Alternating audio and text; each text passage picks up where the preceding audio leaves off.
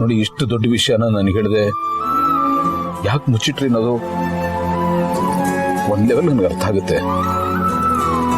But ಅದಾದ್ಮೇಲೆ ಈ ವಿಷಯದ ಬಗ್ಗೆ ಏನು ಮಾತಾಡ್ಬೇಡಿ ಅಂತ ಎದ್ದು ಹೊರಟೋದ್ರಲ್ಲ, ಏನಾಗಂದ್ರೆ ಏನ್ ಟ್ರೀಟ್ಮೆಂಟ್ ತಗೊಳಲ್ವಾ?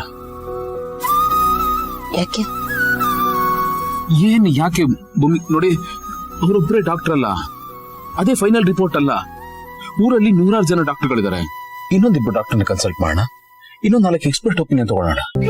ಈ ಊರಲ್ಲಿ ಆಗ್ಲಿಲ್ಲ ಅಂದ್ರೆ ಬೇರೆ ಊರಿಗೆ ಹೋಗೋಣ, ಬೇರೆ ದೇಶಕ್ಕೆ ಹೋಗೋಣ. ನೋಡಿ, ಒಂದು ಗುಲಗಂಜಿ ಎಷ್ಟು ಭರವಸೆ ಸಿಕ್ಕಿದ್ರು ಸಾಕು. ಪ್ಲೀಸ್ ಟ್ರೀಟ್ಮೆಂಟ್ ತಗೊಳ್ಳಿ.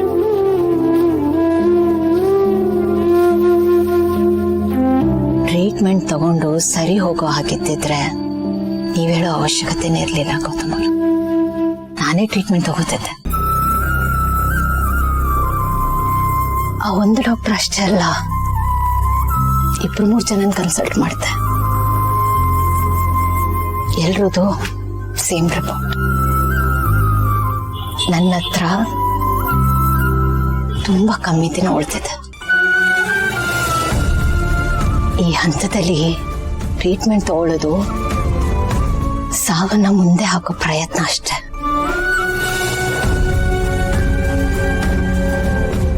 ನೋಡಿ, ಸಿಂಪ್ಟಮ್ಸ್ಗಳು ಆಲ್ರೆಡಿ ಶುರು ಆಗ್ಬಿಟ್ಟಿದೆ. ಈಗಲೇ ನನ್ನನ್ನ ಈ ಸ್ಥಿತಿಯಲ್ಲಿ ನಿಮ್ಮಿಂದ ನೋಡಕ್ಕಾಗ್ತಿಲ್ಲ. ಇನ್ ಮುಂದೆ ಟ್ರೀಟ್ಮೆಂಟ್ ತಗೊಂಡು ನನ್ನಲ್ಲಾಗೋ ಆ ಚೇಂಜಸ್ನ ನೀವು ನೋಡ್ಕೊಂಡು ತಡ್ಕೊಳ್ತೀರ ಅನ್ನೋ ನಂಬಿಕೆ ನನಗಿಲ್ಲ. ನಾನು ಬದುಕೋಷ್ಟು ದಿನ ನನ್ನ ಸಾವು ನಿಮ್ ಕಣ್ಣಲ್ಲಿ ನೋಡಕ್ಕೆ ನನಗಾಗಲ್ಲ. ನಿಮ್ ಕಣ್ಣಲ್ಲಿ ಅಷ್ಟೇ ಅಲ್ಲ, ಯಾರ ಕಣ್ಣಲ್ಲಿ ನೋಡಕ್ ನನಗಾಗಲ್ಲ.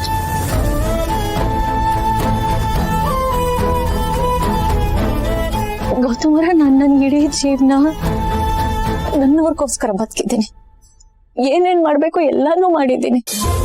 ಈಗ ಈ ವಿಷಯ ಹೇಳಿ ಅವ್ರ ನೆಮ್ಮದಿ, ಅವ್ರ ಖುಷಿನ ಕಿತ್ಕೊಂಡ್ರೆ ನನ್ನ ಜೀವನಕ್ಕೆ ಯಾವ ಅರ್ಥನೇ ಇರಲ್ಲ, ವ್ಯರ್ಥ ಹೋಗ್ಬಿಡುತ್ತೆ.